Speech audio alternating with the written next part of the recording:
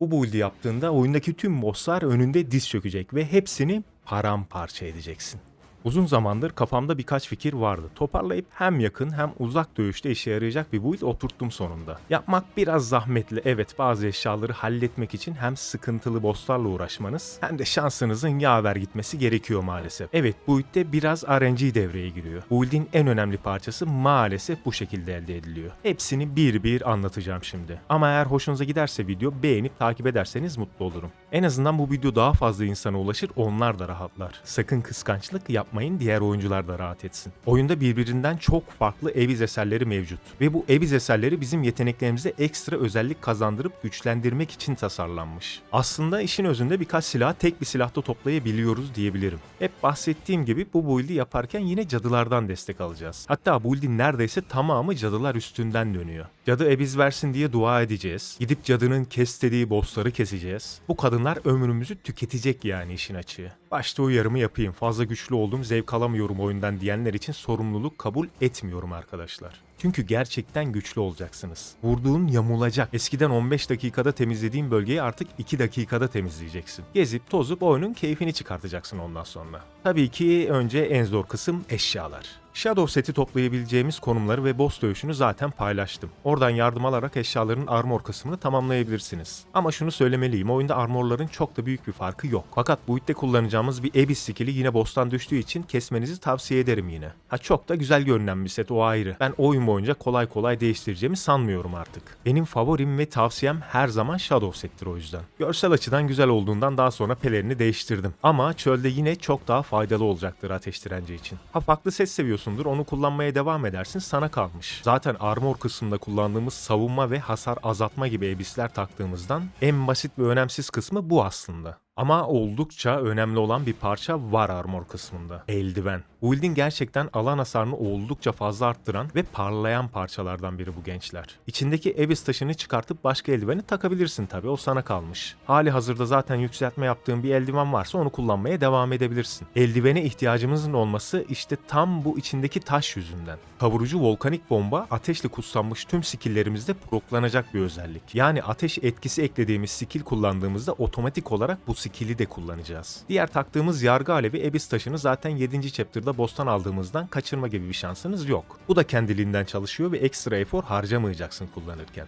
Bu eldiven armor kısmında hasarımızı arttıran tek parça. Ama gerçekten olmazsa olmaz alan temizliğinde. Oynanış kısmında bahsedeceğim iki önemli skill'i kullanırken bu eldivendeki taşları da aktif edeceğimizden inanılmaz bir alan hasarına sahip olup çok daha rahat temizleyeceğiz kalabalıkları. Ve en güzel tarafı da bu skill'leri hem range hem de yakın saldırıda aktif edebileceğiz. Hani o an nasıl oynarsan oyna her şekilde inanılmaz hasar çıkartabileceksin bu sayede. Diğer elementleri de inceliyorum hala. Ama şu an için ateş en etkili ve efektif element gibi duruyor. Armor kısmı bu kadar arkadaşlar. Eldiveni al, armorları gözüne hitap edenlerden seç, keyfine bak. Ama silah kısmı biraz daha spesifik olacak. En azından kullandığımız Abyss ekipmanları. Öncelikle yakın dövüşten bahsetmek istedim. Zaten yakın zamanda Abyss ve skill sistemi hakkında detaylı bir guide hazırlayacağım sizin için. Fakat bilmeniz gereken en kritik şeylerden biri aktif olarak kullandığımız Abyss ekipmanlarını kombinleyebileceğimiz. Ben çok beğendiğim ve ileriki boyutlarda da işime yarayacağı için çiftel olarak Antumbra'nın mızrağı boss'undan aldığım bu harika mızrağı kullanıyorum. Ama bu şart değil tabii ki. İsterseniz başka bir silahta kullanmanız mümkün. Ama 5 Abyss soketi olduğundan özellikle çiftel kullanmanızı tavsiye ederim. Çünkü 3 slotu zaten skill için ayıracağız. 2 slota da saldırı koyabilir, hasarı maksimum seviyeye çıkartabilirsiniz. Ruh odaklı skill ve boyutlarda en iyi silah her zaman çiftel silahtır. Bunu unutmayın. İçerisinde 3 adet taşımız olmazsa olmaz. Bu taşları biçen dönüş saldırısı sayesinde aynı anda aktif edip inanılmaz bir saldırı tasarlayacağız. Ve bu saldırımızı ateş elementiyle birleştirdiğimizden eldivendeki Abyss taşları da aktif olacak. Oyunda bu build'inizi güçlendirecek bu Abyss taşları maalesef hep zorlu bossların arkasında. Gidip kasadan alabileceğiniz ekipmanlar değiller. Toprağın dalgasını zaten yine ana bosslardan aldığından kaçıramazsın. Fakat iki taşımız biraz sıkıntılı beyler. Eğer biraz olsun güçlenmediyseniz bu bosslar tadınızı kaçırabilir bir nebze. Peki zaten guide'ını çektiğim Belot boss'u. Buz hayaleti darbesini elde etmemiz için bu boss'u kesmemiz şart. Ben Belot'la uğraşmak istemiyorum şu an için diyorsanız size kalmış tabi. Bu şekilde de bu build çalışacak. Fakat nihai hasarı elde etmek için bir ara kesmenizi tavsiye ederim yine. Ama karanlığın yarası alan hasarı için olmazsa olmaz. İnanılmaz bir faydasını göreceksin bu taşın. Bunun için yine Antumbra bosslarından biri olan Antumbra'nın kılıcını keseceğiz. Zaten kestiğiniz an direkt hediye olarak alacağınız silahtan söküp istediğimiz silaha entegre edebiliriz bunu. Üzerinde çalışmanız gereken tek silah bu. Diğer tek el silahımızın hiçbir önemi yok. Ama çift el silah kullanmak yerine tek slotta kalkan taşırsanız hem içindeki ebizlerden hem de defansından faydalanacaksınız. Bu yüzden en iyi seçenek her zaman kalkan. Ve parlayan yıldızımıza gelelim. Yayımız. Uzak mesafeden bossları parçalamamızı ve keyifle ortalığı yakıp yıkmamızı sağlayacak silahımız. Yay işini de keyfinize bırakıyorum. Fakat ben altın düğümlü ata yayını kullandım. Çünkü üzerindeki can çalmadan da faydalandım. 2 slotumuz zaten dolu. En azından ok tüketmemeyi %100'e çıkartmamız gerekiyor. Hatta mecburuz. Eğer bunu yapmazsak bu build çalışmıyor arkadaşlar. 3. seviye ve 2. seviyeyi kullanırsanız 2 slotta işi çözersiniz. Kalanlara saldırı veya istediğiniz taşı takabilirsiniz. Fakat şart değil tabii bu. 3 slot harcayarak %40, 40 ve 20 yani 2 tane ikinci seviye ve 1 tane ilk seviye taşlarla da halledebilirsiniz. Bu taşları cadıdan random üreterek elde etmeye çalışacağız. Maalesef bu iş tamamen şansınıza bağlı. Ama şu var, eğer oyunu kaydeder, şansınızı dener ve o kayıt noktasına dönerseniz materyal harcamadan defalarca deneyebilirsiniz. Umarım benim gibi cadı ile akraba olmazsınız bunu bulana kadar. Benim 2-3 saatimi aldı maalesef ama değdi. Bu sayede patlayan okları sınırsız şekilde kullanacağız. Ve bu patlayan okları ateşle güçlendirip eldiveninizdeki ekstra skill'lerle birleştirdiğimizde bu bow canavara dönüşecek. Zaten kullanacağımız skill'lerden bahsedeceğim. Eşya işini hallettik. Takılara girmiyorum. Defans ve saldırı ikisi de gerçekten çok faydalı statlar. Ve bu seçim size kalmış. Savunmana güveniyorsan saldırıya yoğunlaşır, yoksa defansı kullanmaya devam edersin. Ama kritik vurma odaklı bir build olmadığından takılarda kritik vuruş önermem. Yay seçiminde de saldırıyı düşürüp kritik vuruşlu bir yay seçmek isteyen olabilir ama yapmayın. Saldırı hızına da gerek yok çünkü normal saldırı yapmıyoruz pek fazla. En çok işinize yarayacak yaylar saf saldırı için olanlar. Şimdi hangi skill'leri ne şekilde kullanacağız ona gelelim arkadaşlar. Öncelikle skill'leri istediğimiz şekilde kullanabilmek için ateş elementini açmamız gerek.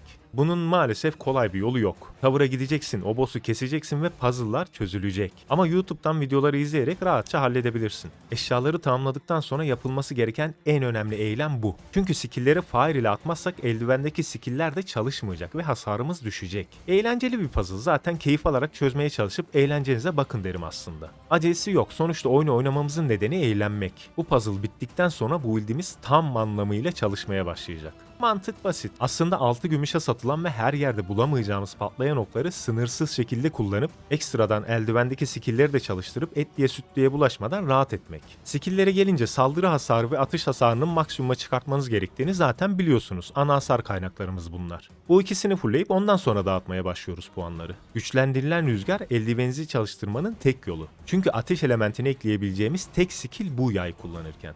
Ama bunu kullanırken ruh da harcayacağımız için kalabalıkta kullanmanızı tavsiye ederim genelde. Çoğu zaman kullanacağımız skill kaçarak ateş etmek. Her kaçınma yaptığımızda yayınız otomatik ok atacak. Bu yüzden asla uğraşmayacaksınız. Tek yapacağınız devamlı kaçınmak. Hem saldırılardan kurtulup hem de aynı zamanda hasar yapabileceksiniz. Ne kadar konforlu anlatamam bu şekilde saldırmak. Ha, uzaktan saldırmaktan sıkıldın mı? Çek çift el silahını eline, biçen dönüşle parçala. 3 farklı ebiz ve ateş sayesinde 2 de ekstra eldivenden eklediğimizden toplamda 5 adet ebiz taşını kullanmış olacağız. Bu inanılmaz bir hasar vermenizi sağlayacak düşmana.